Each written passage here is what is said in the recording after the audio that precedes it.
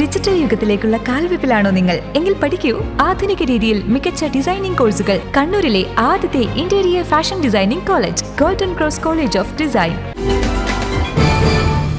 Veshala east LP സ്കൂളിൽ ആദ്യമായി ജനാധിപത്യ രീതിയിൽ തിരഞ്ഞെടുപ്പ് നടന്നു. പൊതു തിരഞ്ഞെടുപ്പിനെ ഓർമ്മിപ്പിക്കും വിധമായിരുന്നു സജ്ജീകരണങ്ങൾ. യൂണിഫോം ഇട്ട കേന്ദ്രസേന, police, presiding officer, first polling, second polling officer, booth agent എന്നിവരെയും വിദ്യാർത്ഥികൾ സജ്ജീകരിച്ചിരുന്നു. ഈ വർഷത്തെ സ്കൂൾ ലീഡർ തിരഞ്ഞെടുപ്പ് കൗതുകമുണർത്തുന്നതും വോട്ടിംഗ് രീതി എന്താണെന്ന് മനസ്സിലാക്കാൻ കഴിഞ്ഞതായും 4ാം ക്ലാസ് വിദ്യാർത്ഥി ധീരവ് കൃഷ്ണ പറഞ്ഞു.